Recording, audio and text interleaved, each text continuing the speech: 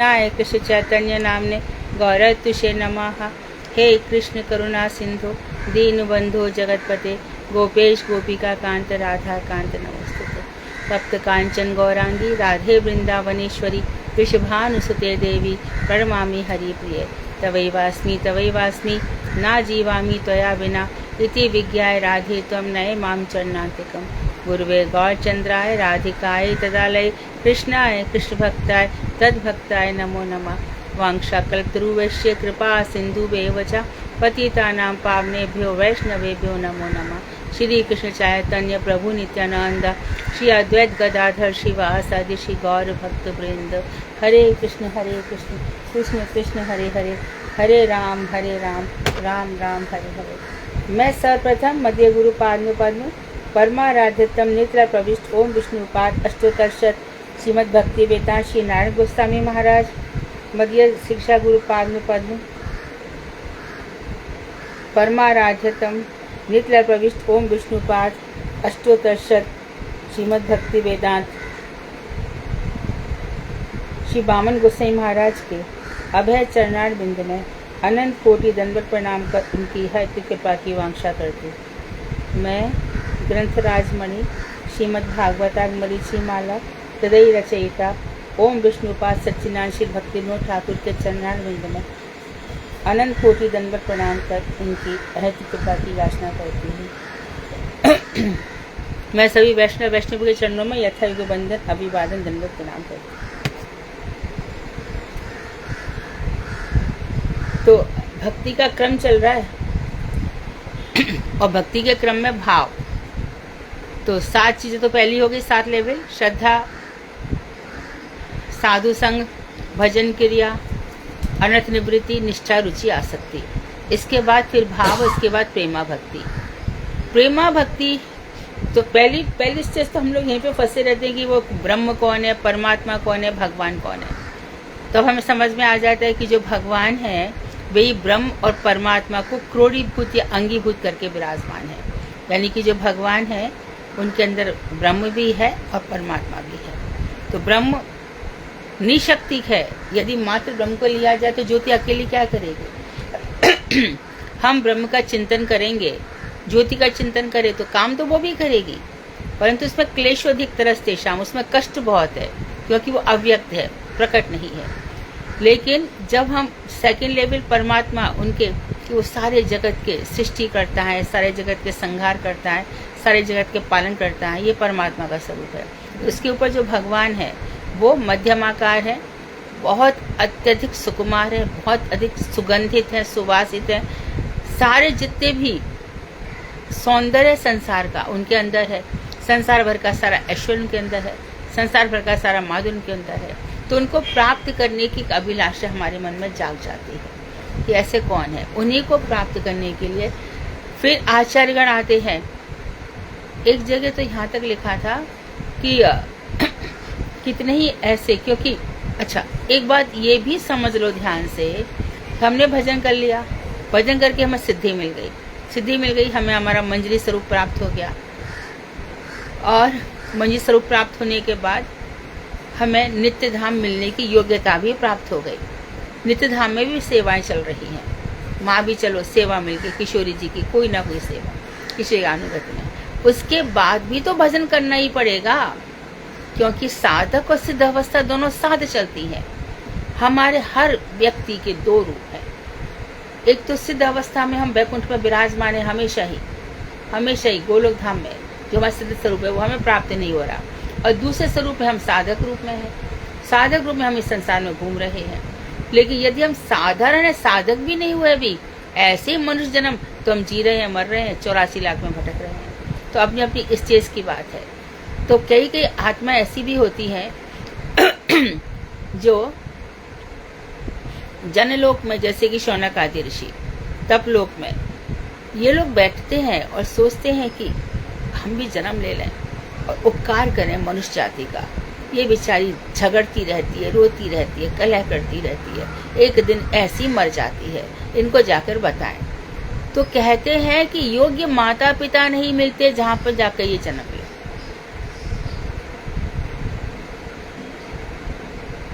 माता पिता की योग्यता ही नहीं है कि वहां जाके जन्म ग्रहण करें। अभी जब और कलयुग आएगा तो और स्थितियां खराब होंगी। फिर भी ये धन्य कलयुग है क्योंकि महाप्रभु आ गए थे, भगवान श्री कृष्ण खुद ही आ गए, खुद ही बता दिया।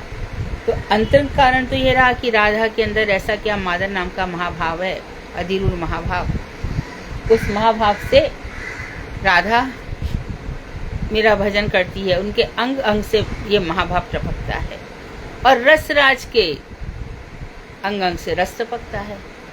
अब ये जो मादन आख्य महाभाव है, मादन आख्य मतलब नाम का, मादन नाम का महाभाव, इसका आस्वादन करेंगे। और बहिरंग कारण क्या है? सारे जगत को कृष्ण नाम प्रेम का वितरण करूंगा। तो देखो, नाम और नामी एक है, ये बात समस्त युगों तक निकल जाते हैं। यदि हम ये समझ लें कि हम नाम जप रहे हैं तो नामी ही हमारे सामने है। हम नाम पुकारेंगे तो नामी आएगा ही आएगा ना। हम नाम पुकारेंगे तो नामी आएगा। तो नाम और नामी अभिन्न है, ये चीज समझ में आ जाती है तो हमें नाम से प्रेम होने लग जाता है। नामी से, जब नाम से प्रेम होगा तो नामी से प्रेम होगा। नाम से प्रेम नहीं है तो नामी से प्रेम कैसे होगा?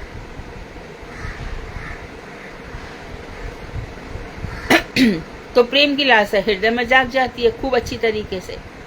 और जब ये प्रेम जागता है तो प्रेमी के प्रति भी हमारा प्रेम भाव जाग जाता है।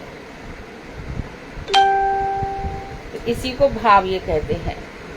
तो कल हमारा बहुत अच्छा श्लोक चल रहा था।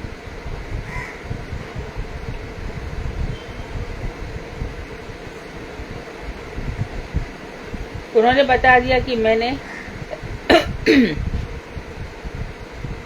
नारद जी का प्रसंग चल रहा है कि मैंने अनुमति प्राप्त करके उच्छिष्ट खा लिया था। आगे बता रहे,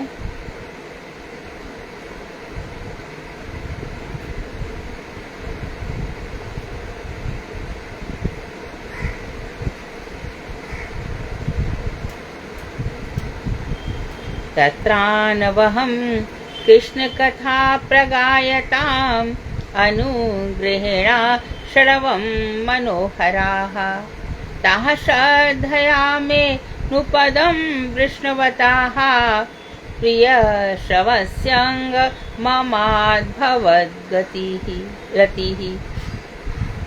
प्रतिदिन मैं उस सत्संग में कृष्ण कथा गान करने वाले महानुभावों की, ये भी हमने पढ़ लिया था, पढ़ लेते हैं, कृपा से मन का हरण कर लेने वाली कथाओं का श्रवण करने लगा। हर दिन कथा सुनता था, श्रद्धा पूर्वक उनका निरंतर लगातार। आज सुना फिर गए महीनों की, ऐसे नहीं होगा। एक हफ्ता भी नहीं, एक दिन भी नहीं, हर दिन कथा सुननी पड़ेगी। उसी प्रकार जैसे कि मिरर है, दर्पण है, उसमें एक दिन भी साफ ना करो तो धूल जम जाती है। इसी प्रकार से मन में कितने ही संसारी प्रसंग, विषय प्रसंग आकर के अपना अधिकार जमा लेते हैं। ये विषय प्रसंग आना जब बंद होते हैं, उनको जगह नहीं मिलती, बिल्कुल भी उनको लिफ्ट नहीं मिलती, स्पेस नहीं मिलता आने के लिए, तब ये विषय प्रसंग बंद होते हैं। तो श्रवण करते करते प्रिय कीर्ति श्री कृष्ण में मेरी रति उत्पन्न हो गई। अब इस प्रसंग में रति शब्द का अर्थ रुचि है। आगे कह रहे हैं, तस्मिन् सथा लब्ध रुचेर्महामते प्रिया श्रवस्याखिलात् स्खलिता मतिर्मम ययाहममेतत् सदस्यस्वमायया पश्ये मयि ब्रह्मणि कल्पितं परे। हे महामते, जब रुचि प्राप्त हो गई, अर्थात श्रद्धा, निष्ठा, रुचि, निष्ठा के बाद यानी निष्ठा हो गई, कभी ना हिलने वाली बुद्धि, ऐसी मति जो बिल्कुल हिलेगी नहीं। उसके बाद क्रम आएगा रुचि। रुचि प्राप्त होने पर क्रमशः प्रिय कीर्ति श्री कृष्ण में मेरी मति स्थिर हो गई। तो नारद जी के चरित्र में हमें यह भावोदय दिखाई देता है, क्रम दिखाई देता है। तो भगवान में मेरी रुचि, मेरी रति स्थिर हो गई, या मति शब्द का अर्थ है आसक्ति। उस आसक्ति के द्वारा क्रमशः मैंने अपने को चित्त सत्ता जानकर पर ब्रह्म में स्थिति प्राप्त की। चित्त सत्ता जानकर, अर्थात मैंने साक्षात अनुभव किया कि मैं स्थूल अथवा सूक्ष्म शरीर नहीं बल्कि आत्मा हूँ। मेरी सत्ता कभी मिटेगी नहीं। ये शरीर मर जाएगा, मेरा सूक्ष्म शरीर भी मर जाएगा। मन, बुद्धि, चित्त, अहंकार ये प्योरीफाई होते जाएंगे। इन दोनों ही प्रकार से ये गंदे भी हो सकते हैं और अच्छे भी हो सकते हैं। इनमें दोनों ही भाव भरे पड़े हैं, दोनों ही योग्यता है। माया वश है ना, माया के वशीभूत हो जाते हैं। लेकिन ये भी मर जाएंगे, ये भी मर जाएंगे। मेरी आत्मा नहीं मरेगी, मैं हमेशा रहूंगा। तो ये मैंने अच्छी तरह से जान लिया था, मैं आत्मा हूँ। मेरा स्थूल और सूक्ष्म शरीर श्री कृष्ण की सेवा के लिए है, ना कि इंद्रिय तृप्ति के लिए। तो जो मेरा स्थूल और सूक्ष्म शरीर है वो भगवान की सेवा के लिए है। भगवान की सेवा कैसे? भजन। भगवान की सेवा, मानो किशोरी जी जा रही है भगवान की अर्चना के लिए, पूजा के लिए, और मैं किशोरी जी के पीछे पीछे जा रहा हूँ सामग्री लेकर श्री कृष्ण के नीराजन आरती के लिए। बहुत सारे सामान, फूल ले जा रहा हूँ, फूलों से आरती होगी। और क्या कर रहा हूँ? वृंदावन में उच्च स्वर से एक आस है मेरे मन में। क्या आस है? किशोरी जी भगवान श्याम सुंदर के संग बैठी हैं और उनके श्री कृष्ण जो चरण है किशोरी जी के, मैं जा रहा हूँ कैसे भी करके उन सुकुमार चरण कमलों में। यह सुंदर सुंदर नूपुर विराजमान है, जहाँ से नखों से बड़ी सुंदर छटा निकल रही है। नीचे गुलाब की पंखुड़ियों जैसी लालिमा है ऐसे, और कंचन स्वर्ण के समान, स्वर्ण लता के समान है। विद्युत, मानो बिजली चमक, बिजली तो झुलसाती है।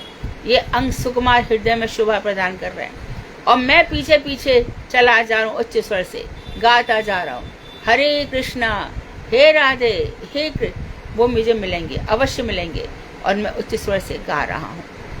तो ऐसी जब भावना रहती है तो ये ऐसी भावना, अच्छा ऐसी भावना ही तो कृष्ण को चाहिए, छुटपुट नहीं चाहिए।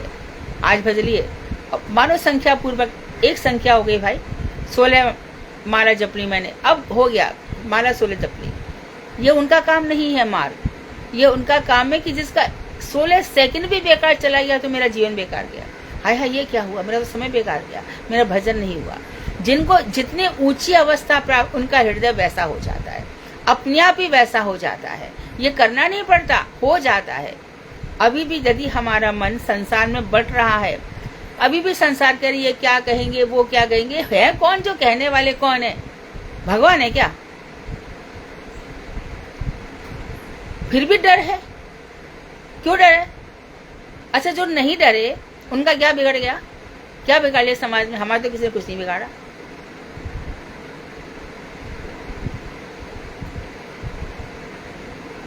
अपनी मति को स्थिर कर।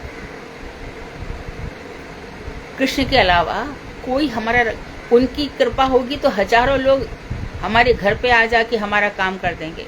उनकी कृपा नहीं रही तो कितनों से भी, अरे देखो जिस समय मेरा काम था उसी समय वो नहीं आया। ऐसे तो होता है संसार में, यही तो होता है। तो फिर धीरे धीरे क्या होता है कि ब्रह्म में, पर ब्रह्म में स्थिति मैंने प्राप्त की। तो चित्त सत्ता, हमेशा मेरा चित्त, चेतन सत्ता मेरी हमेशा रहेगी, मेरी आत्मा कभी नहीं। ऐसा कभी नहीं था अर्जुन जब तुम नहीं थे, और ऐसा कभी नहीं था जब मैं नहीं था। प्रलय हो, सृष्टि हो, स्थिति हो, संहार हो, 84 लाख हो, चीटी हो, ब्रह्मा हो, कोई भी हो, मैं कभी नहीं मरता। मैं अर्थात आत्मा। आत्मा ना जायते न म्रियते, ये उत्पन्न भी नहीं होती, मरती भी नहीं है। तो हम कैसे आ गए? अरे तेरी आत्मा है ना, ये शरीर तेरे कर्मों का फल है और कुछ नहीं है। आत्मा को आना पड़ता है शरीर को लेकर के और सूक्ष्म शरीर को लेकर के, जिसमें उस सूक्ष्म शरीर तेरे को बार बार एहसास कराता है, तेरा जो मन है, तूने बड़े खराब कर्म किए थे जो आज भोग रहा है। पिछले जन्म में कुछ सुख अच्छे काम कर आया था जो आज भोग रहा है। इस तरह से आएगा। तब फिर मैं किसके लिए तो अच्छा करूं, किसके लिए तो बुरा करूं। जिसके लिए अच्छा कर रहा था वो तो नश्वर प्राणी है। कहा मैंने अपना तो हमारा इतना ही अधिकार है कि भगवान का प्रसाद लगा करके फिर हम संसार में रहें। जो कुछ भी है भगवान का प्रसाद, भगवान की कृपा, तत्नुकंपा समीक्षमाणो, हर चीज में उन्हीं की कृपा समझ के चलेंगे। तो चित्त सत्ता जानकर मैंने परब्रह्म में स्थिति प्राप्त की, अर्थात मैं परब्रह्म में लग गया। मैंने अनुभव कर लिया, अपनी उनके ही लिए लग गया, अपनी इंद्रियों की तृप्ति में भूल गया। परब्रह्म परम चैतन्य है, हम अणुचित हैं, वो विभुचित है। उनकी चेतना सर्वव्यापक है, सर्वत्र व्यापक है। आप में भी है, मुझ में भी है, इसमें भी, अमेरिका में, ऑस्ट्रेलिया में, सब जगह उनकी चेतना परम व्याप्त है और मैं अणु चैतन्य हूँ। ऐसा निश्चय होने पर चित्त जातीय मेरी ब्रह्म में स्थिति हो गई, क्योंकि ब्रह्म भी चित्त स्वरूप है, मैं भी चित्त स्वरूप हूँ। अब कोई चीज किसी में फिट करो तो सजातीय तो होनी चाहिए ना। यो तो धाम के कुत्तों पर हमारे जगन्नाथ दास बाबा जी को धाम के पिल्लों से बड़ा प्यार था। उनके अंदर उनको धामवासी के दर्शन होने लग गए थे। कभी कभी हमारा कोई अपराध हो जाता है तो हमें कुकर शुगर के रूप में जन्म देना पड़ता है। जिसकी स्त्री में बहुत अधिक आसक्ति हो गई तो क्या शुकर ही तो बन के आएगा, और क्या बन के आएगा? निश्चित है, स्वाभाविक है। जिसकी जहां पे आसक्ति हो गई तो नश्वर पदार्थों में मन मत लगाओ। मन लगाओगे तो संग्रह करना पड़ेगा। अरे हमारा तो कर्तव्य, कोई कर्तव्य नहीं किसी का। यदि कर्तव्य होता तो सर्वधर्मान परित्यज्य, सारे धर्मों को छोड़ करके, फिर भी जो साधु हैं ये कर्तव्य वगैरह उनके साथ चला करते हैं। उनको स्पेशली उसके लिए कोई प्रयास नहीं करना पड़ता, सहज भाव से जो हो जाए, मन वहीं पर लगा हुआ है। और कर्तव्य, उसको कर्तव्य को स्पेसिफिक करके अपना जीवन नहीं जी रहे हैं, वो भी चल रहा है और जीवन भी चल रहा है। तो चित्त जाती है, भगवान भी चित्त परम चेतन जाती है और हम भी। तो मेरी ब्रह्म में स्थिति हो गई है ना। हमारे चले गए स्वामी महाराज, बाहर जाकर के बैठ गए। अब वहां पे है कौन? मृदंग बजा रहे हैं, हिप्पी लोग आ गए, हिप्पी लोग है ना। तो क्या कर रहे हैं वहां पे जाकर के? ये क्या है? अरे वो तो अच्छा आवाज आ रहा है, बहुत ही मजीरे की आवाज बड़ी अच्छी आ रही है। तो उन्होंने सोचा कि चलो इनको कुछ खिलाऊं, चेंज किया। तो बहुत ऐसी जगह पर रहे यहाँ पे मदिरा इत्यादि का खूब सेवन किया जाता था, उनको कौन जगह देता? और भगवान, जैसे रघुनाथ दास गोस्वामी का किस प्रकार से विकास हुआ, ऐसे देखो स्वामी महाराज का कैसे विकास हो रहा है। वहां पे गए और जाकर के उन्होंने कहा अच्छा एक काम करता हूँ कि हमारे जो ब्रज में है ना लड्डू बड़े अच्छे लगे बेसन के।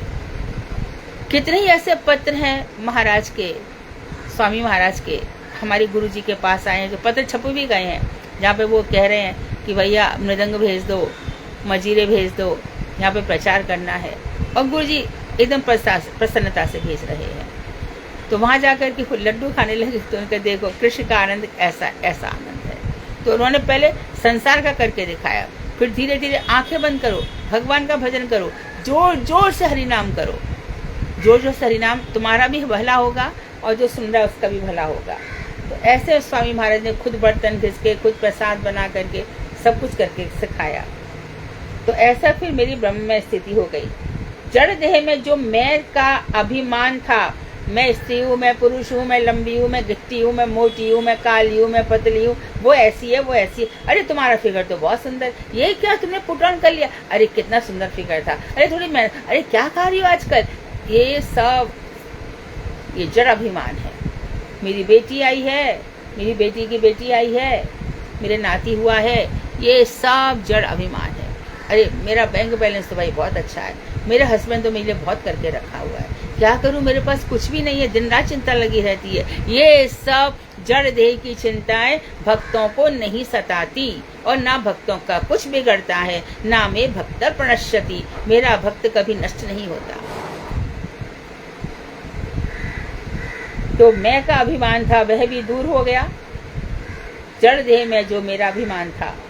और जड़ चित्त संघात दुष्ट द्वैत प्रतीति, अर्थात चित्त से भिन्न जड़ होने की प्रबल प्रतीति दूर हो गई। तो जड़ चित्त संघात, संघात मतलब मिला हुआ, जड़ और चेतन से मिला हुआ। और फिर कहते क्या? दुष्ट द्वैत प्रतीति, दो प्रतीत हो रहे थे। अर्थात क्या कि जो चित्त और जड़ अलग अलग हैं, ये जो मुझे प्रबल प्रतीति थी वो दूर हो गई। जीव तथा ब्रह्म की चित्त तत्व में स्वजातीय प्रतीति उदित हो गई। अर्थात मैं जड़ शरीर अलग हूँ, जड़ आत्मा हूँ, भगवान अलग है, नहीं, मैं उनका अंश हूँ। मैं कोई साधारण नहीं हूँ। जो प्रबल पराक्रमी है, जो सारी सृष्टि करता है, उनका अंश हूँ मैं। तो अपने अंदर ये अभिमान आ गया, द्वैत प्रतीति, हम भगवान से अलग है, नहीं, हम भगवान के पार्ट एंड पार्सल हैं, हम भगवान के अंश हैं। तो जैसे जैसे भगवान से प्रेम होता चला जाता है, तो जित देखूं तित श्याममयी है, जहां देखता हूं वहां आप ही आप दिखाई देते हो। ग्रह था के बने था के, घर में रहो या वन में रहो। रूप गोस्वामी ने 64 भक्ति के अंग बताए, उसके बाद फिर 5 प्रधान बता दिए। अच्छा, कोई भी भक्ति कर रहा है तो उसको पहले देख लो ये 64 अंगों में भक्ति है कि नहीं है। अरे किताबें बांट रहा है, उठा के देखो 64 अंग में जो किताबें बांट रहा है उसकी भक्ति है, वहां तो रूप गोस्वामी ने ऐसा लिखा ही नहीं है। किसके पास है भक्ति रसामृत सिंधु बिंदु या भक्ति रसामृत सिंधु? एक दिन 64 अंग बोलना, कोई भी उन 64 अंगों में देखना कि तुम्हारी वो तुम कुछ काम कर रहे हो। फिर 64 अंगों को छोड़ के उन्होंने 5 ही अंग रखे। एसोसिएशन ऑफ साधु संघ, फिर भजन क्रिया, भागवत कथन, ये जो आप नित्य निरंतर भागवत पढ़ रहे हो, भागवत और हरि नाम चैंटिंग करना, डीटी मूर्ति की सेवा करना और धामवास, ब्रजवास, ये 5 है। उनका 5 छोड़ दो, नहीं हो रहे तो खाली चैंटिंग, हरि महामंत्र में लग जाओ। महामंत्र में इसको जपो, जपते कैसे जपो? पूरे उससे जपो, मैं ये शरीर नहीं हूँ, मैं सूक्ष्म शरीर नहीं हूँ, मैं राधा और कृष्ण का भक्त हूँ। और वो कैसा है? राधा कृष्ण दिव्य वेदी पर बैठे हैं, ललता विशाखा प्रेष्ठा लिवि स्मरामी, ये सारी सखियों के साथ वो प्रियतम है। इस तरह से हम अपना विचार करेंगे तो क्या हो जाएगा? द्वैत, ये सब दूर हो जाएगा और हम भगवान के अंश हैं, ये प्रतीति आरंभ हो गई। उपरोक्त मति का तात्पर्य आसक्ति है, क्योंकि क्रम से बता रहे हैं। नारद जी के चरित्र से आगे बताया, इत्थम शरद प्रावृषिकावृतक हरे वृष्ण तो मेनुभव यशो अमलम संकीर्त्यमानं सुनिभिर्महात्मभि भक्ति प्रवृत्तात्मरजस्तामोपहा। इस प्रकार शरद काल और वर्षा काल अर्थात चातुर्मास में एकत्रित हुए महात्मा मुनियों के मुख से समय समय पर श्री हरि का निर्मल अमल यश यानी पवित्र कीर्ति श्रवण करते करते चित्त के रजोगुण और तमोगुण नाश करने वाली भक्ति हृदय में उदित हो गई। यही भाव रूपा भक्ति है। तो ये मेरे हृदय में उदित हो गई। अब भक्ति देखो, सकरात आ गई भैया, 14 चीज मंसनी है। सकरात में ये मंसना है, वो मंसना है। बताओ 64 प्रकारों में कहाँ है भक्ति? बोलो कहाँ है? भंडारा करना, उठाओ, 64 प्रकार की भक्ति है।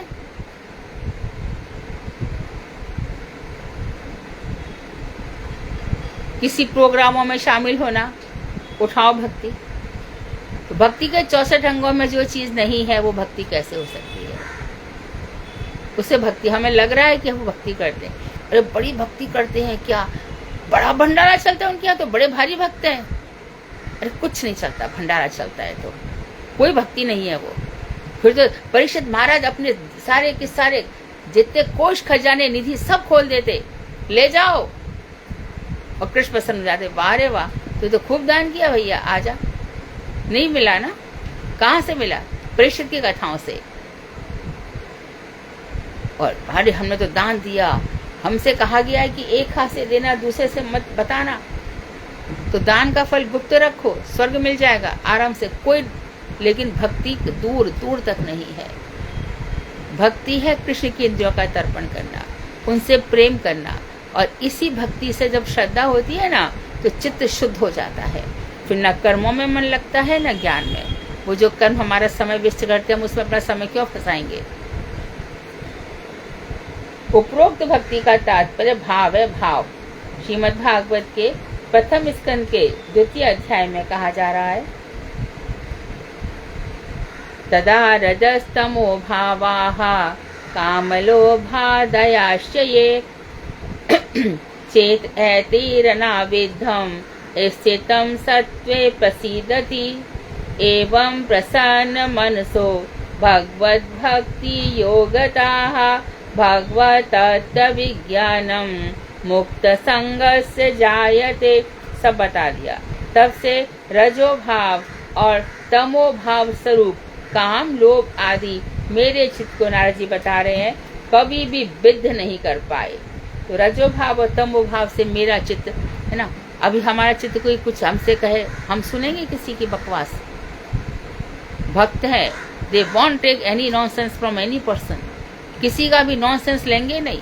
बड़े चतुर चालाक होते हैं। क्षण क्षण घटते हुए जीवन में हम रह रहे हैं, संसार क्षण क्षण सरकता जा रहा है, ऐसे जीवन में हम जी रहे हैं, रह रहे हैं।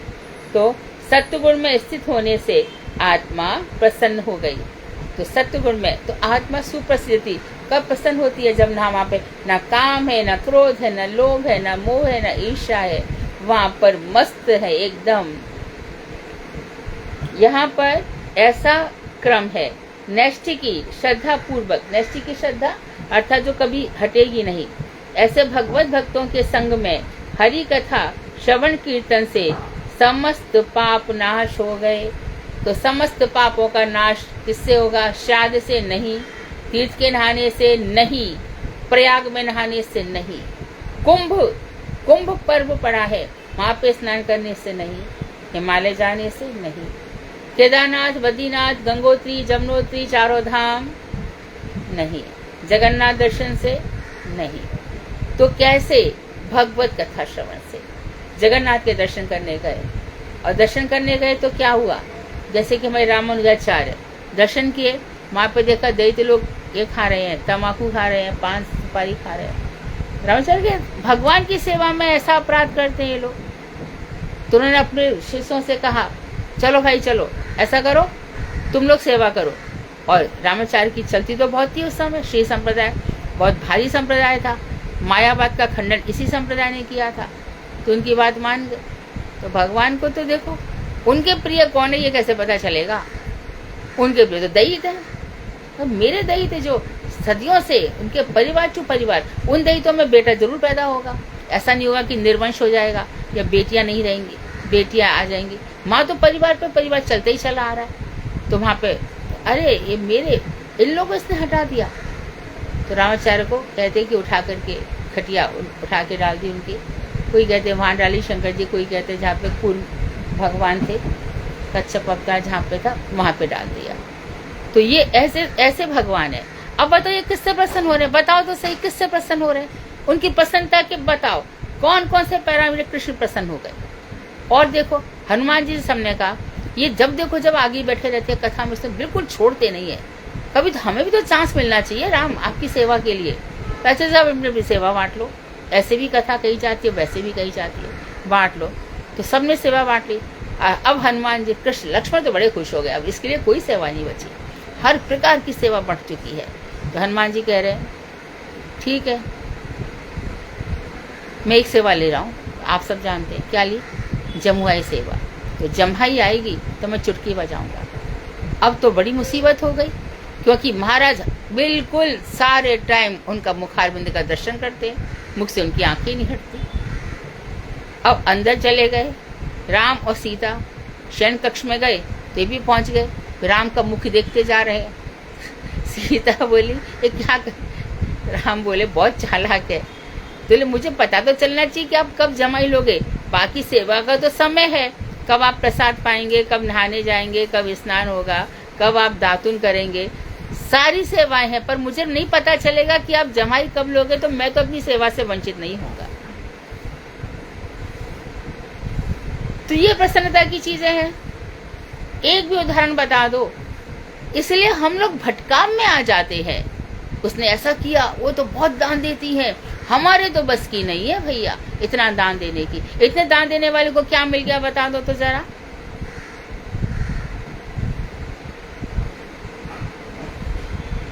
दो, खूब दो, कंपटीशन नहीं, स्पर्धा नहीं, बिल्कुल ये सब भावना मत लाओ। जो तुमसे बनता है दो, खूब दे दो जो बनता है, लेकिन दूसरे को मत देखो, ना दिखाओ, ना देखो ना दिखाओ। तू देख, तेरा प्रॉब्लम है, मैं दूंगी, मेरा, तुझे क्या करना है, दो भाई खूब, हमारा क्या कर। बिल्कुल ध्यान ही मत दो, इन चीजों पे ध्यान दो। कैसे भक्ति होगी। नारद जी के पास क्या था, साधुओं का जरा सा उच्छिष्ट खाया था, और बस मेरी कथा सुनते सुनते, परीक्षित कथा सुनते सुनते, जिसको भी देखो कथा सुनकर, तभी तक कर्म करे, झावत कर्माणि कुर्वी, तो जभी तक कर्म करे जब तक कि मेरी कथाओं में रुचि ना हो जाए। कथाओं में रुचि होगी, रुचि होगी तो भाव भक्ति आएगी, भाव भक्ति होगी तो कन्हैया की बंसी सुबह भी सुनाई पड़ेगी, शाम को भी सुनाई पड़ेगी, रात बजे, दिन बजे, रात बजे, सारी सारी रात बजे बंसी। गोपी सो नहीं पा रही है और कृष्ण तो आराम से बैठे हैं, तो गोपी को तो बंसी सुनाई पड़ रही है। अरे कन्हैया रात तो रुक, तो अब भी बंसी की तान छेड़ दी, नेक तो सुन दे। ये है भाव, ये है प्रेम, और हम कहाँ अटक रहे हैं। इसे मन को शुद्ध करो पहले। हमारे आचार्यों ने कैसे जीवन जिया, वो तो सब छोड़ करके आ गए ना, उनके पास क्या था, और खूब भजन किया, खूब भजन किया। उसके बाद भी मानो उनके मठ मंदिर भी बन गए, तो वो तो भजन ही कर रहे हैं। तुम लड़ते झगड़ते रहो, जो करना है करो, वो तो भजन करके निकल गए लाइफ से। तो इस तरह से बी वेरी स्मार्ट। तुम लोग जो कुछ कर रहे हो, अपने आप को रुलाते हो, ये अरे फिर अरे उसका तो ऐसा हो रहा है, उसका तो ऐसा हो रहा है। भागवत के आधार पे बताओ किसका कैसा हो रहा है तुम्हारी हिम्मत तो बोलो। भजन खुद करो, खुद। आज 16 नहीं कन्हैया, आज तो 20 से बात बनेगी। आज तो 20 नहीं भैया, आज तो हमारे पास खूब समय है, और ले जाओ हरे नाम बस महामंत्र। ये तो किया हमारे, चाहे स्वामी महाराज हो, चाहे नारायण गोसाई महाराज हो, बाण गोसाई महाराज हो, कोई भी हो। जिस दिन चैतन्य पूर्णिमा होती है उसके दूसरे दिन सब जाते हैं, और सब जाते हैं तो निश्चित रूप से सब लोग कुछ ना कुछ प्रणाम भी देने जाएंगे। हम भी दर्शन करने गए ऊपर बाण गोसाई महाराज, और अरे ये क्या, लोग आ रहे हैं जा रहे हैं, उनकी तो आंख ही नहीं खुल रही, एकदम आंख बंद करके। प्रातः 8 बजे की बात है। हरे कृष्ण कृष्ण कृष्ण हरे हरे, हरे राम राम राम हरे हरे। क्या सीख रहे हैं?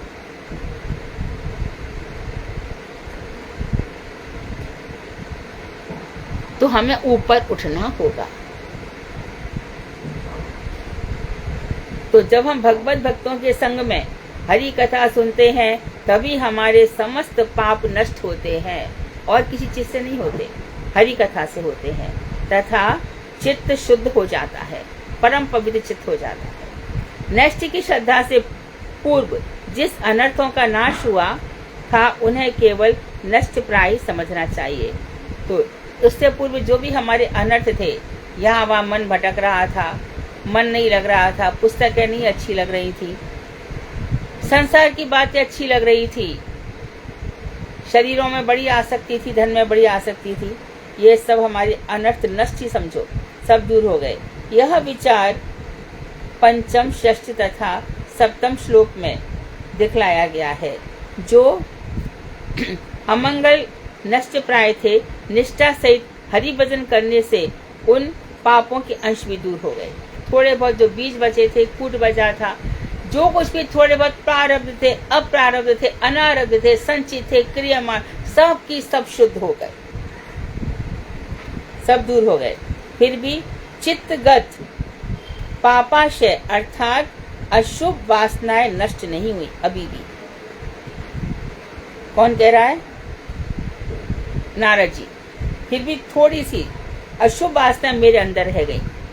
तो रुचि के साथ हरि भजन के द्वारा क्रमशः जब संबंध ज्ञान उदित हो जाता है, तब अस्कृतमति अर्थात पुण्य पाप के कारण स्वरूप अशुभ वासनाएं नष्ट हो गई। तथापि पुण्य पाप की वासनाओं का मूल जो अविद्या है वह नहीं गई। आसक्ति के साथ रुचि कौन सी अवस्था में नहीं गई? ध्यान देंगे, दूर हो गए फिर भी दूर नहीं हुई। रुचि के साथ हरि भजन हो रहा था और क्रमशः क्या हुआ था? भगवान से संबंध ज्ञान, संबंध सहित अपराध रहित होने से ही भजन शुद्ध होता है। भगवान से संबंध, अपराध ना वैष्णव अपराध, ना सेवा अपराध, ना धाम अपराध और ना ही नाम अपराध, ये कुछ भी नहीं रहेंगे। तो दो बातें हैं, अपराध रहित और संबंध सहित। जब उदय हो गए तो अस्कृत मति, अर्थात मेरी मति भी स्खलित नहीं हो रही है, गिर नहीं रही है, स्थिर हो गई। अर्थात पुण्य प्राप्त के कारण स्वरूप अशुभ वासनाएं मेरी नष्ट हो गई। मेरी मति भी स्खलित नहीं हुई, नष्ट हो गई। तथापि पुण्य पाप की वासनाओं का जो मूल है अविद्या, वह अविद्या नहीं गई, मैं और मेरा नहीं गया। अभी भी मेरी मैया नहीं मरी, ये नहीं गया मेरा। आसक्ति के साथ कृष्ण भजन करने से अविद्या के तिरोहित होने पर स्वरूप का उदय होता है। और जब बहुत आसक्ति के साथ भजन हो, फिर से हमें याद आ जाएगी जड़ भरत की, आसक्ति के साथ भजन था फिर भी फॉल है। फिर भी जो आसक्ति थी वो किस में चली गई? कृष्ण के चरणों को छोड़ करके हिरण में चली गई। तब भी देखो फॉल डाउन का डर है। इसी का नाम भाव भक्ति है।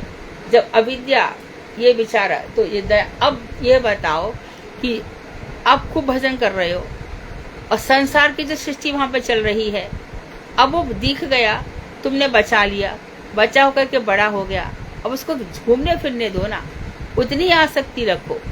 तो उन्होंने पूरी बहुत ज्यादा आसक्ति रखी उसमें। भाव भक्ति शुद्ध सत्व में अवस्थित रहती है। शुद्ध सत्व, सत्व गुण, माया के 3 गुण वाला नहीं, एकदम उज्ज्वल चमकदार द्युति संपन्न कांतिमय हृदय इतना प्रबल रूप से शुद्धतम है। वहां पर ये भाव भक्ति शुद्ध सत्व में उदित होती है। उस समय चित्त अविद्या द्वारा विद्ध नहीं होता। फिर ऐसे समय में मैं और मेरा माया मोह इस चित्त को विद्ध नहीं कर सकते। इस स्वरूप सिद्धि के उदय के बाद जब ये स्वरूप सिद्धि उदित हो गई और उसके बाद जब शरीर छूटेगा तो श्री कृष्ण की इच्छा अनुसार वस्तु सिद्धि होती है। तो आसक्ति के बाद भाव भक्ति के बाद प्रेम भक्ति, फिर स्वरूप सिद्धि। मैं कौन हूँ, मेरा स्वरूप क्या है? अब ये स्वरूप, तो अब भगवान श्री कृष्ण जिनकी लीलाएं अलाद चक्र के समान हर लोक में चला करती है, हर ब्रह्मांड में। आज इस ब्रह्मांड में खत्म हुई कि दूसरे ब्रह्मांड में, दूसरे ब्रह्मांड में चाहिए तीसरे ब्रह्मांड में।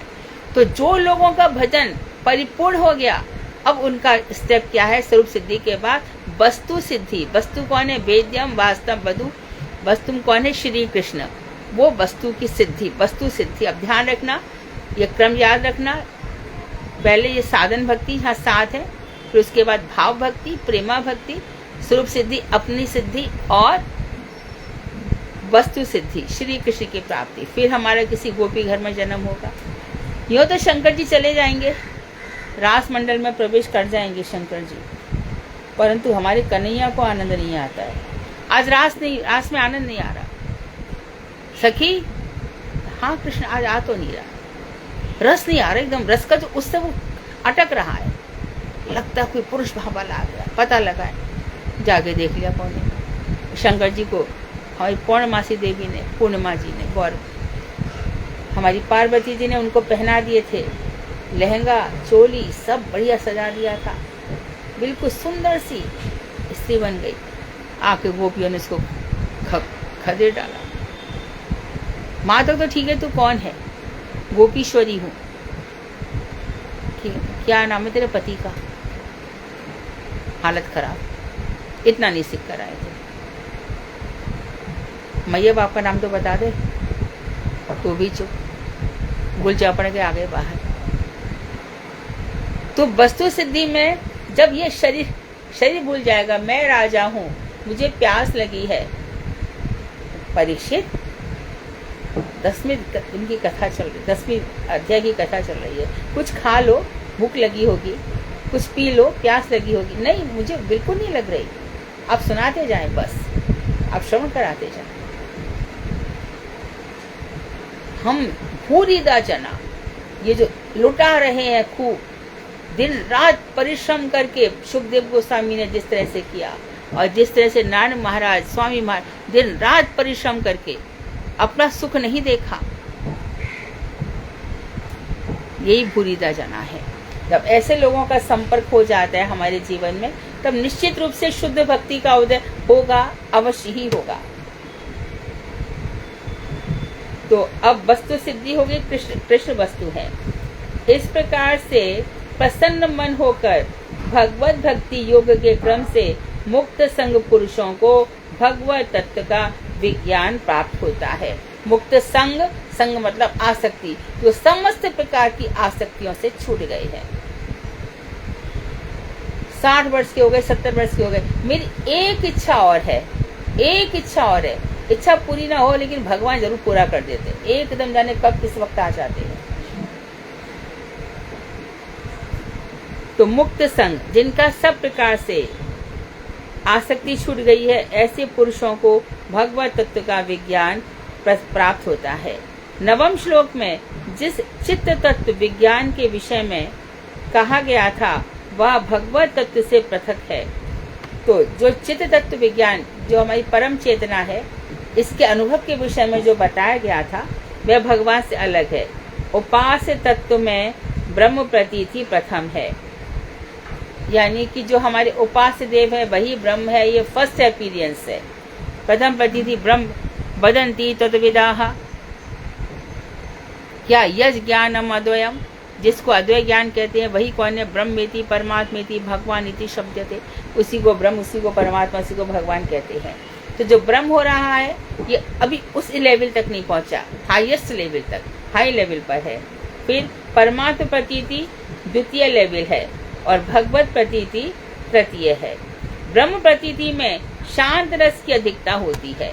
ब्रह्म है, ब्रह्म में बड़ा व्यक्ति शांत रहता है, इसमें भी देखो पाप पुण्य नहीं करता, लड़ाई झगड़ा नहीं करता। अभी जो कृष्ण का भक्त हो जाता है ना, वो भी परम शांत होता है, परंतु ज्यादा कृष्ण की बातें आने दो। त्रिविक्रम गोस्वामी महाराज जी, नारायण गोस्वामी महाराज, क्या कृष्ण के लिए तर्क वितर्क होता था। राधा, महाराज जी के प्राण राधा में अटके पड़े थे, और त्रिविक्रम गोस्वामी महाराज को लगता था कि इनके अंदर इतना भरा पड़ा है, ऐसा कुछ तो कहूं कि ये अपना सब खोल के रख ले। ये महापुरुष है, ये मुक्त संघ है, इनका जीना मरना सब इसीलिए होता है। तो शांत रस की अधिकता होती है ब्रह्म रस में। ये कौन सा भजन करते हैं, तुम लोग सब जानते हो, शांताकारम। गाओ किसी को आता है? शांताकारम भुजगशयनम पद्मनाभम सुरेशम। कोई एक तो सुनाओ। किसी को भी नहीं आता? हरे कृष्ण दी प्रणाम। हाँ,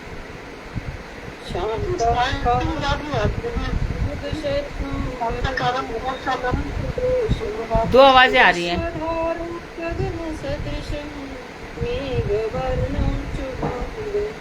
शुभांगम,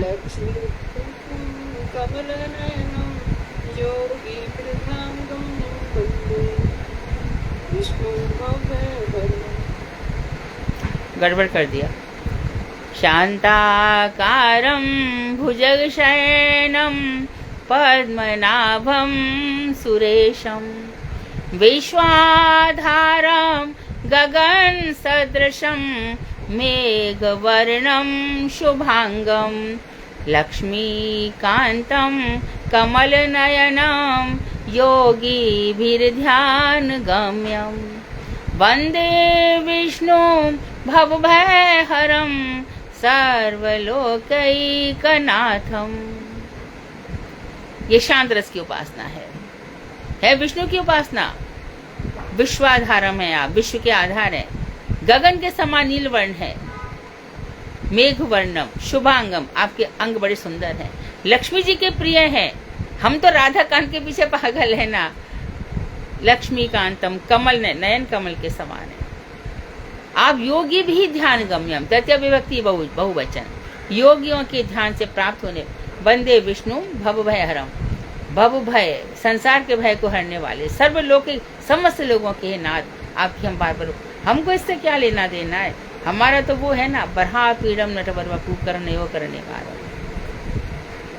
तो प्रथम प्रतीति हमारे जो उपास्य देव हैं उसके 3 चीजें हैं, ब्रह्म परमात्मा भगवान। ब्रह्म और परमात्मा को क्रोडीभूत करके, अंगीभूत करके वो विराजमान है, यानी कि ब्रह्म उसका संपूर्ण परफेक्ट अपीयरेंस नहीं है। ब्रह्म रूप में वो पूरा खुल के नहीं आता, परमात्मा रूप में सृष्टि करता, जगत संघर्ता करके नहीं आता, भगवान के रूप में आता है।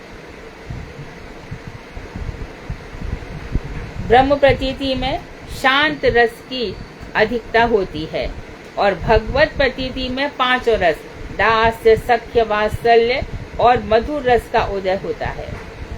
शांत रस ब्रह्म में चला जाता है। यहाँ इस विषय की केवल सूचना मात्र दी गई है, हम विस्तार से नहीं वर्णन कर रहे हैं।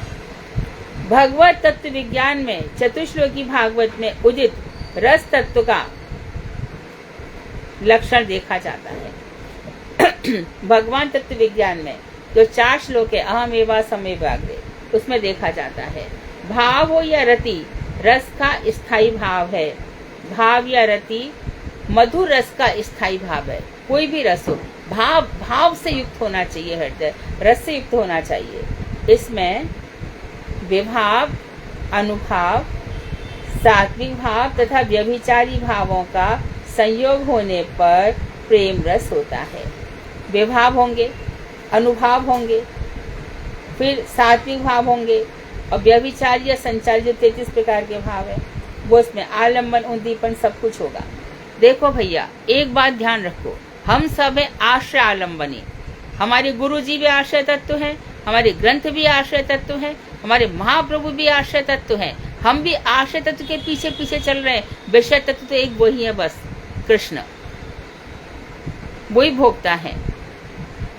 विषय वही सबसे बड़े भोक्ता है और हम तो नाम का आश्रय लेकर के बैठे हैं, उनकी शरणागति का आश्रय लेकर बैठे हैं। हमारा आश्रय है ही क्या?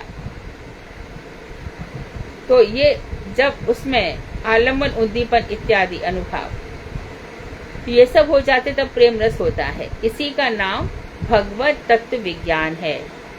10वें स्कंध भागवत ही इस तत्व की व्याख्या है, इसे आगे प्रकाशित किया जाएगा। तो ये कह रहे हैं कि जो 10वां स्कंध है श्रीमद् भागवत का, उसी में ये जो तत्व है भगवान श्री कृष्ण का जो रस है वहाँ पे वर्णन किया जाएगा 10वें स्कंध में।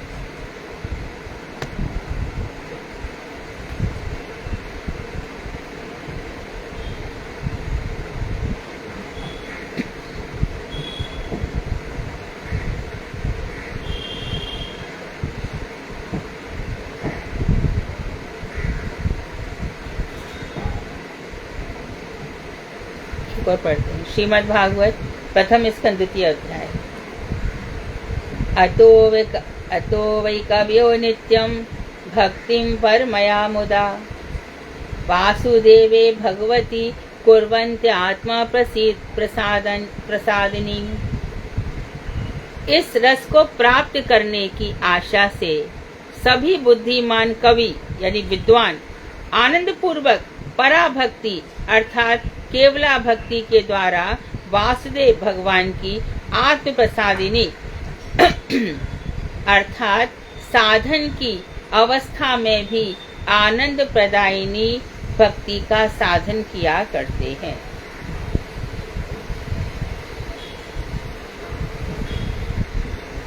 तो ये प्रसंग बिल्कुल डिफरेंट है, इसको कल पढ़ाएंगे, कल पढ़ेंगे इसे।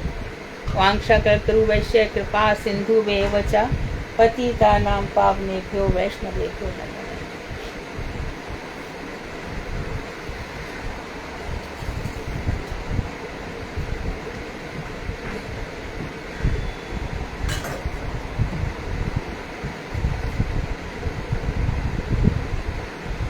कृष्ण नहीं तो भागवत।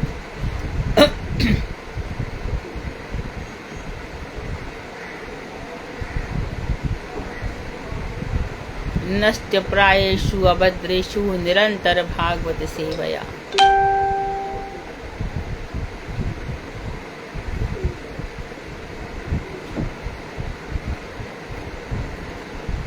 है कोई प्रश्न है?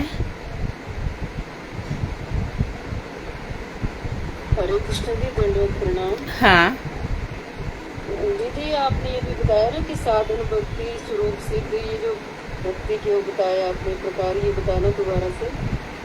साधन भक्ति के 7 प्रकार। हाँ जी, हाँ जी। पहला श्रद्धा, दूसरा साधु संग, तीसरा भजन क्रिया, चौथा नरक निवृत्ति, निष्ठा, रुचि, आसक्ति। जी दीदी, जैसे साधन भक्ति पहले करेंगे, फिर स्वरूप सिद्धि, फिर वस्तु सिद्धि, ये वाला प्रकार। हाँ, इसके बाद फिर भाव भक्ति आ जाएगी, आसक्ति के बाद फिर प्रेमा भक्ति आएगी, वो थर्ड है। साधन भक्ति, भाव भक्ति, प्रेमा भक्ति, फिर अपना स्वरूप पता चलेगा। तो अपना स्वरूप पता चल गया कि मैं कौन सी गोपी हूँ, कौन से यूथ में हूँ। उसके बाद वरण दशा, आपन दशा, ये सब हमारी हो जाएगी। एकादश भाव आ जाएंगे और उसके बाद फिर वस्तु सिद्धि होगी। वस्तु मतलब श्री कृष्ण, उनकी प्राप्ति। धन्यवाद।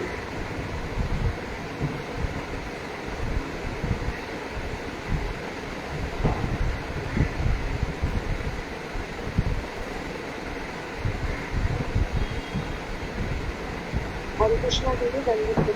हाँ, दीदी शुरू करें तो? तुम भागवत पढ़ने वाली हो? हाँ जी। सुधा नहीं आज क्लास में? आपका नाम? हरे कृष्णा दीदी, दंडवत प्रणाम। जी मैं हूँ दीदी। मेरे को लगा कोई क्वेश्चन पूछेगा तो उसके मैं भी चुप बैठी दीदी। हाँ, संध्या दीदी करेंगी दीदी ये चतुर्थ स्कंद का। संध्या, क्या है? संध्या आइए आज, ठीक है। जी श्याम सुंदर दास जी। हरे कृष्णा दीदी, धन्यवाद। हाँ, हरे कृष्णा संध्या। ओम अज्ञान पिंडांडस्य ज्ञानी कौशलास्य चक्षुर्मीलितं येन तस्मै श्रीगुरुवे नमः। पूर्वे चंद्राय राधिकाय प्रदाय कृष्णाय कृष्णभक्ताय तत्भक्ताय श्री कृष्ण चैतन्य प्रभु नित्यानंद श्री अद्वैत गदाधर श्रीवासादि गौर।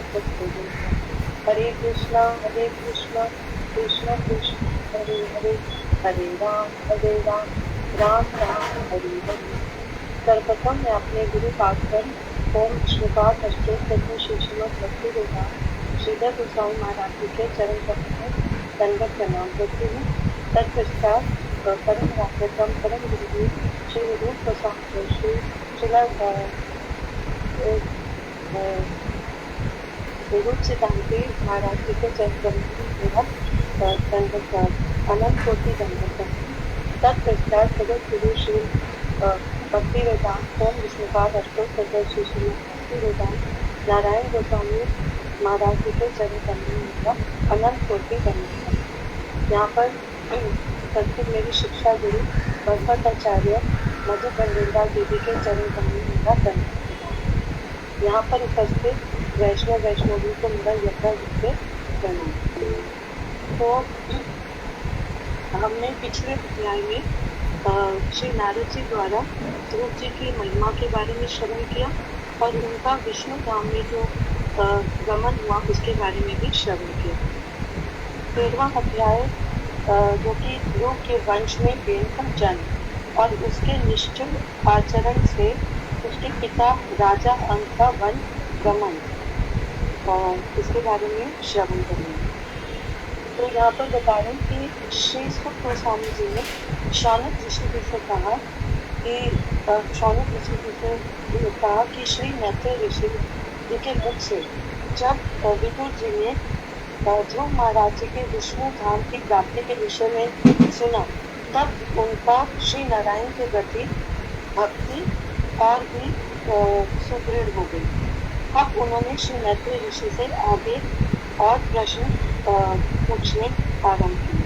तो वह जो प्रश्न थे उन्होंने इस प्रकार पूछे कि वह रचयितागण कौन थे और उन्होंने किस वंश में जन्म ग्रहण किया था, वह किसके पुत्र थे, उन्होंने किस स्थान पर यज्ञ का अनुष्ठान किया था।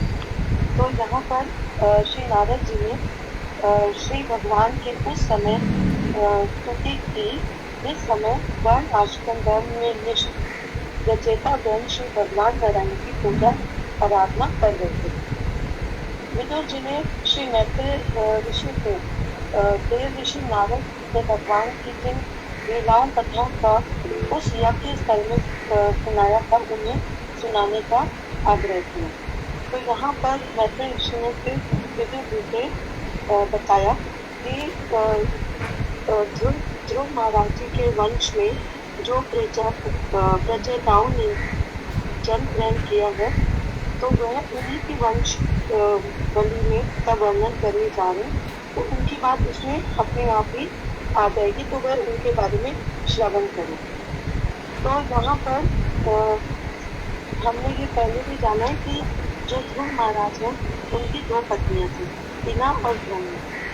इला से दो संतान, एक पुत्र और एक पुत्री, और ब्रह्मी से उनके ज्येष्ठ पुत्र उत्कल और जो छोटे पुत्र थे उसके वत्सल। तो जो उत्कल थे वह बड़े ही ज्ञानी, प्रशांत और आसक्ति रहित थे, जबकि वह ज्येष्ठ पुत्र तो राज सिंहासन उन्हीं का होना चाहिए था, परंतु क्योंकि वह इस स्वभाव के थे, वह समस्त प्राणियों में परमात्मा के और परमात्मा में समस्त प्राणियों के दर्शन करते थे। वह शांत, निरुपाधिक, आनंद में सर्वत्र व्याप्त जीवात्मा को परम कारण रूप ब्रह्म से अभिन्न मानने लगे थे। तो उनका और वह उन्होंने क्योंकि आत्मा की उपलब्धि कर ली थी, तो अद्वैत ज्ञान परम तत्व ब्रह्मा के अतिरिक्त अब किसी दूसरी वस्तु को सत्ता उनको दिखाई नहीं देती। तो ऐसा होने पर जब वे कहीं जाते थे, किसी मार्ग पर चलते थे, तो वहाँ पर जो बालक थे वह उनको मूर्ख, अंधा, बहरा, गूंगा ऐसे समझते थे, जबकि ऐसा नहीं था। उनकी बुद्धि जो थी वह जड़ व्यक्ति के समान नहीं थी। और जो मंत्री थे उस राज्य में और जो बड़े बूढ़े थे, तो वह उत्कल जी को पागल समझते थे। तो इस कारण की वजह से उनके छोटे भाई ब्रह्मी पुत्र वत्सल को ही उन्हीं का राज्य अभिषेक कर दिया गया। तो अब यहाँ पर आगे के बारे में, उनकी आने वाली जो जनरेशन थी इसके बारे में बताया गया है कि जो ये वत्सल जो उनके छोटे पुत्र थे उनकी पत्नी थी सुवित्री, और उनसे उनको 6 पुत्र प्राप्त हुए, पुष्पान, केतु, ईश, ऊर्ज, वसु और जय। तो जो पुष्पान उनके पहले पुत्र थे उनकी 2 पत्नियां थी, प्रभा और तोषा। जो प्रभा उनकी पत्नी थी उनसे उनको 3 पुत्र प्राप्त हुए, प्रातः, मध्य और समय। और जो दोषा थी उनसे भी 3 पुत्र प्राप्त हुए, प्रदोष, शिर और वयुष। वयुष की जो पत्नी थी उनके पुत्र हुए सर्व तेजा। तो जो सर्व तेजा थे वह आगे चलकर चक्षु के नाम से जाने गए। तो उनकी जो पत्नी थी आपूर्ति, उनके गर्भ से चक्षु मनु नाम से पुत्र उत्पन्न हुए, जिनकी पत्नी नट बल से उनको फिर 12 पुत्र प्राप्त हुए जो कि शुद्ध चित्त वाली थे। उनमें से जो पुत्र थे उल्लुक, उनकी पत्नी थी पुष्करणी। तो पुष्करणी के गर्भ से अंग राजा अंग, सुषमा, स्वाति, केतु, अंगिरा, वैर नाम के 6 पुत्र हुए जो कि दया, दक्षिणा आदि गुणों से संपन्न थे। अंग की जो पत्नी थी, अंग उनके पुत्र हुए, उनकी जो पत्नी थी सुनीता, उनसे उनको वैन नाम के पुत्र प्राप्त हुआ जो कि बहुत ही दुष्ट और भयंकर था। अब यहाँ पर क्योंकि वह बहुत दुष्ट था तो कुछ कारणवश जो मुनि थे वहाँ पे वह बहुत क्रोधित हुए और उन्हें अभिशाप दे दिया। अभिशाप देने के कारण उनकी मृत्यु हो गई, प्राण चले गए। तो जो ऋषि थे उन्होंने जो मतलब धृत बहन थे उनकी जो दाहिनी भुजा थी, राइट तो भुजा थी, उसका मंथन किया। अब मंथन करने पर श्री भगवान नारायण के अंश से आदिराज केतु उत्पन्न हुए। अब उस समय ये पुत्र पृथ्वी राजा जो उत्पन्न हुए, उस समय जो पृथ्वी थी उसका कोई रक्षक करने वाला नहीं था। वहाँ पर जो लुटेरे थे वह प्रजा को बहुत दुख देने लगे थे और बहुत ज्यादा अराजकता भी वहाँ पर फैल चुकी थी। तो यहाँ पर विदुर जी ने अब प्रश्न किया कि जो अंगराज है उनको ऐसी संतान क्यों प्राप्त हुई और उसके फलस्वरूप, मतलब ऐसी संतान जब हुई ग्रहण के नाम से, तो उसके फलस्वरूप राजा अंग को विरक्त होकर नगर को त्याग कर वन क्यों जाना पड़ा। तो यहाँ पर बता रहे हैं कि अब आगे वो ये पूछते हैं, कहते हैं कि जो शासन करने वाला, क्रम प्रारंभ करने वाला अर्थात कर्णधारी राजा वैन से ऐसा क्या अपराध हुआ था जिसके कारण धर्म को भली भांति जानने वाले ऋषियों ने उन्हें क्रमशः दे डाला। तो यहाँ पर विदुर जी ने मैत्री जी से पूछा कि वैन के इस आचरण और उनके प्रति, उसके प्रति मुनियों के कोप का क्या कारण है, उसके बारे में वह बताएं। तो यहाँ पर मैत्री जी ने विदुर जी से फिर बताया कि राजा अंग ने जब ये अश्वमेध यज्ञ का महायज्ञ का अनुष्ठान किया तो उस समय जो ब्राह्मण थे उन्होंने जो मंत्र पढ़े या उन्होंने जो यज्ञ में आहुति दी, जो द्रव्यों का उन्होंने द्रव्य की आहुतियाँ दी और जो उन्होंने, जबकि उनमें कोई दोष नहीं था, वेद मंत्रों का भी उन्होंने जो उच्चारण किया वह भी बलहीन नहीं थे और जो हवन सामग्री थी वो भी, उसमें भी कोई दोष नहीं था।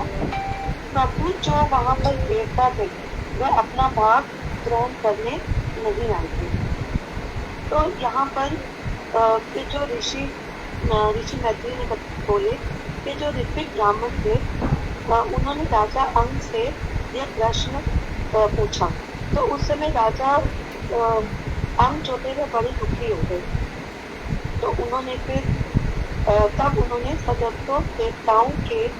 सदस्यों से देवताओं के न आने तथा अपने दोष का कारण जानने के लिए यज्ञ पुरोहितों से अनुमति ली और उन्होंने फिर यह उनसे सदस्यों से पूछा कि देवताओं को इस यज्ञ में आह्वान किया गया फिर भी वह आ नहीं रहे हैं और न ही वह 100 पात्र ग्रहण कर रहे हैं, तो इसका कारण क्या है। और उन्होंने यह पूछा कि क्या मुझसे कोई ऐसा पाप हुआ है या किसी कर्म हो गया है, तो आप बतलाइए। तब जो वहाँ पर बैठे हुए सदस्य थे उन्होंने कहा कि ये राजन कि इस जन्म में तो आपने कोई पाप नहीं किया, परंतु जो पूर्व जन्म में किया हुआ आपका एक पाप जो है इस जन्म में धार्मिक होकर भी आप पुत्र हुए उस कारण। तो अब उन्होंने राजा को कहा कि अब आप जो है सुपुत्र प्राप्त करने का कोई उपाय कीजिए। तो आप पुत्र की कामना से यह भगवान की अर्चना करें। तो कारण नहीं बताया कि पिछले जन्म में क्या किया था, उन्होंने कारण बताया है? अभी दीदी इसमें नहीं बताया, वो अगली इसमें बताया। अच्छा ठीक, जो अगला उसमें बताया। तो अब यहाँ पर जो यहाँ पे सदस्य थे उन्होंने राजा को बोला कि जो श्री हरि उनका वरण कर, उनका आह्वान, श्री हरि का वरण कर उनका आह्वान करके तब उनके साथ सभी देवता आकर अपना अपना भाग ग्रहण करें। तो यहाँ पे हमें यह शिक्षा मिलती है कि जब भी हम कोई भी कार्य भगवान को अपने साथ लेकर करते हैं तो वो कार्य में हमें सफलता अवश्य प्राप्त होती है। तो यहाँ बता रहे कि उपासक जिस वस्तु की कामना करते हैं भगवान श्री हरि उन्हें वही वस्तु प्रदान करते हैं।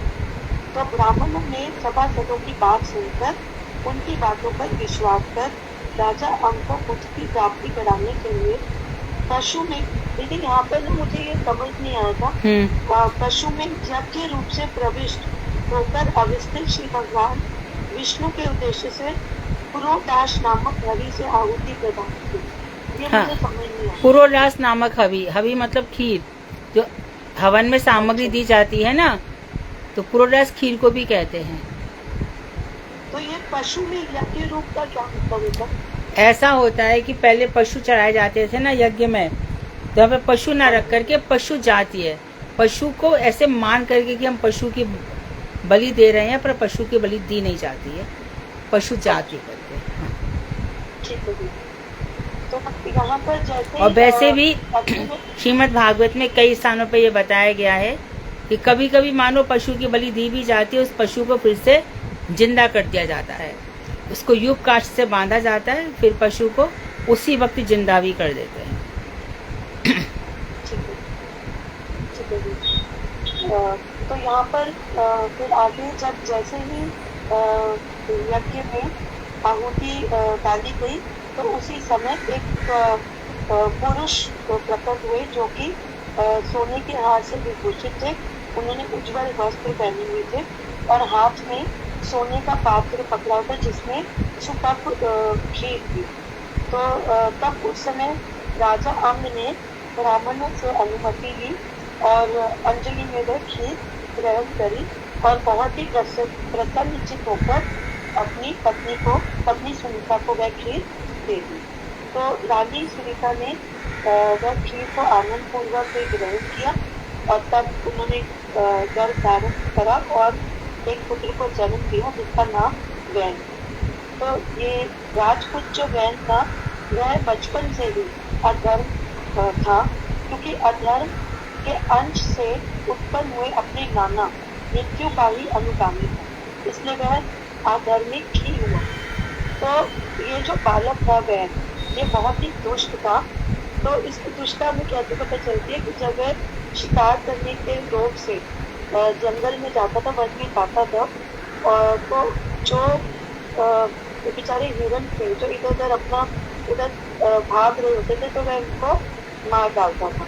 और वहाँ पे जो जंगल के लोग रहते थे, पूर्ववासी थे, वह उसको देखते ही डर जाते थे और वैन आ रहा है, वैन आ रहा है ऐसे बोलकर चिल्लाकर इधर उधर भागने लगते थे। बच्चों को भी कुएं में डालाता था जो हाँ, बच्चे। ये लिखा है इधर। हाँ, हाँ। कि वह निष्ठुर और इतना निष्ठुर और निर्दयी था कि अपने ही उम्र के जो बालक उसके साथ खेलते थे उनको खेल खेल में ही वह उनको पशुओं के समान ऐसे मतलब कुछ समझता ही नहीं था और मार डालता था।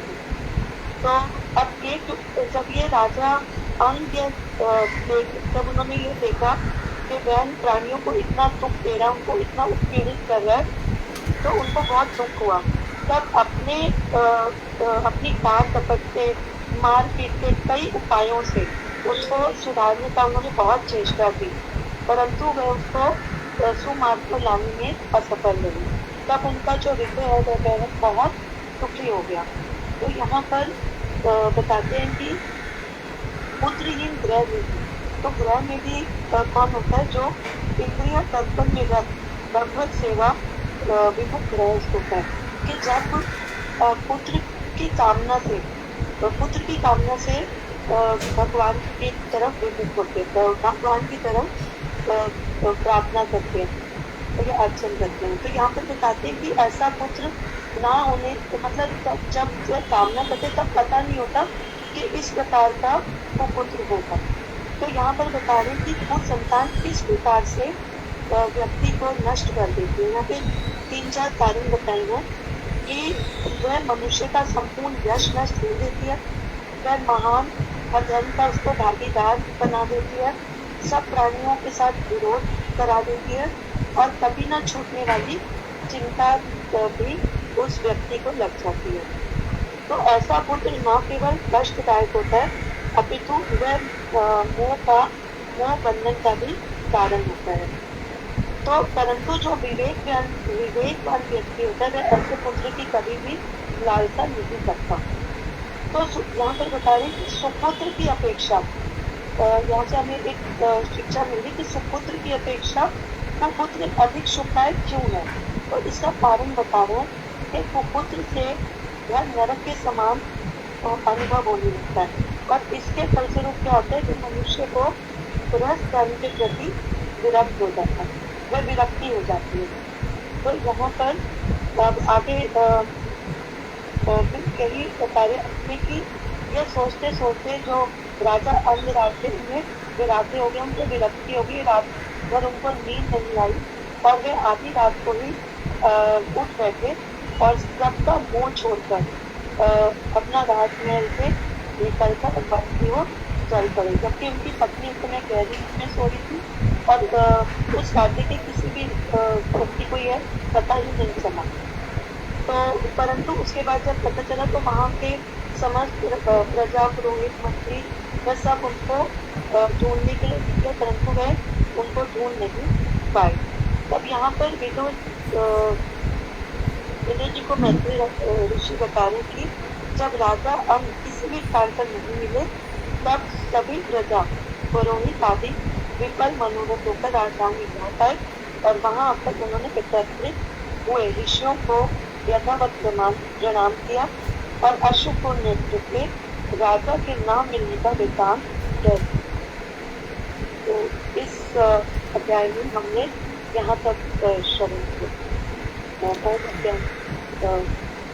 वांछा कल्पतरुभ्यः सिन्धुभ्यो पति का नाम पार्वती वैष्णव। इस तरह राजा के चले जाने पर प्रजा अराजक हो गई, कोई राजा नहीं रहा। अब किस तरह से ऋषि मुनि सलाह देंगे, तो प्रजा में उपद्रव हो गया। अब फिर राजा बेन का मंथन किया जाएगा अगले अध्याय में। ठीक है, थोड़ा सा और शॉर्ट करके बोलते तो और अच्छा, अच्छी थी कथा, तत्व भी बताए थे, पर थोड़ा शॉर्ट करना था। हाँ हाँ, अच्छी कथा। हरे कृष्णा दीदी, धन्यवाद प्रणाम। हाँ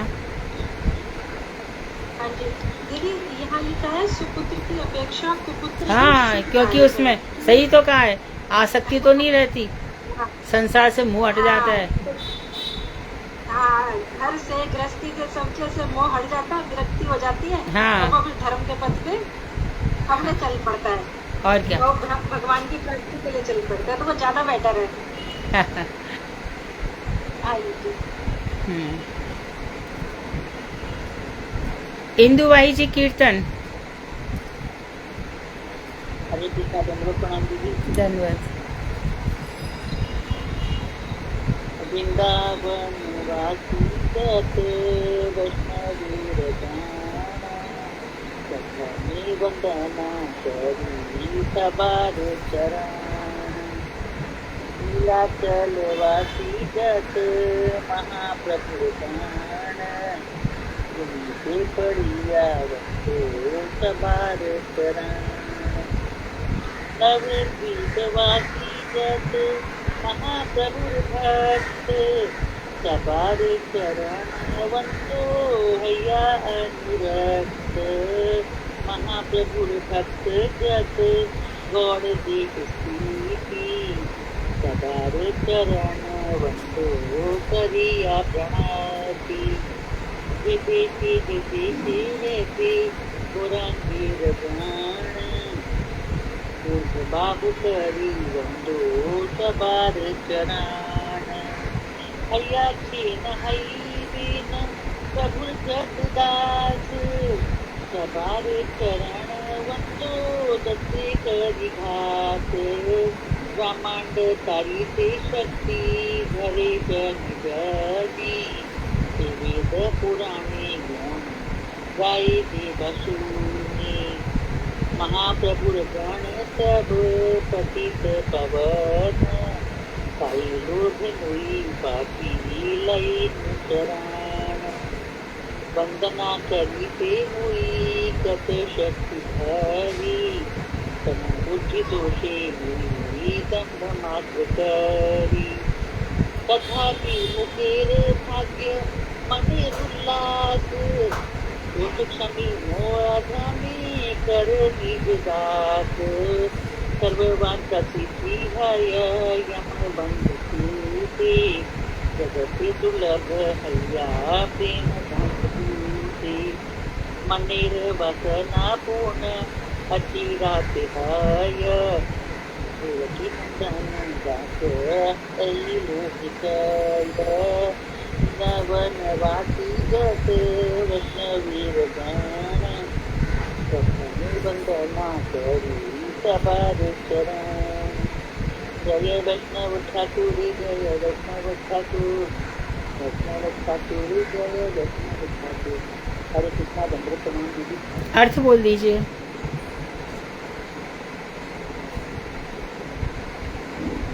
सर्वप्रथम मैं वृंदावन वासी समस्त वैष्णव गणों की पूर्ण वंदना करता हूँ। तत्पश्चात नीलाचल में वास करने वाले महाप्रभु के भक्तों को साष्टांग दंडवत प्रणाम पूर्वक वंदना करता हूँ। इसके अतिरिक्त नवद्वीप में जितने भक्त निवास करते हैं, मैं अनुरक्त होकर उन सबके श्री चरणों की भी वंदना करता हूँ। महाप्रभु के गौड़ अर्थात बंगाल देश में रहने वाले भक्तों की प्रेम पूर्वक चरण वंदना करता हूँ। इसके अतिरिक्त किसी भी देश में गौड़ चतुर्गण अर्थात भक्त रहते हैं, जो दोनों भुजाओं को ऊपर उठाकर कृपा पूर्वक मैं उन सबकी चरण वंदना करता हूँ। महाप्रभु के जितने भी भक्त हो चुके हैं और अभी वर्तमान में हैं और भविष्य में होंगे, मैं दांतों में दंड धारण करके अत्यंत दीनता पूर्वक सबकी चरण वंदना करता हूँ। महाप्रभु के एक एक भक्त एक एक ब्रह्मांड का उद्धार करने में समर्थ हैं। वेद और पुराणों में वैष्णवों की ऐसी महिमा का गुणगान किया गया है, अतः जो व्यक्ति वैष्णवों का गुणगान करता है या सुनता है तो उसका भी उद्धार हो जाता है। महाप्रभु के सभी भक्त पति पावन हैं।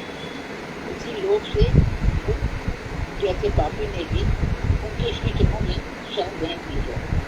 मेरे जैसे तामसिक बुद्धि वाले व्यक्ति के लिए उनकी अलौकिक महिमा का वर्णन तो संभव नहीं है, फिर भी मैं जो कुछ वर्णन कर रहा हूँ उसमें केवल मेरा दम ही प्रकाशित होता है।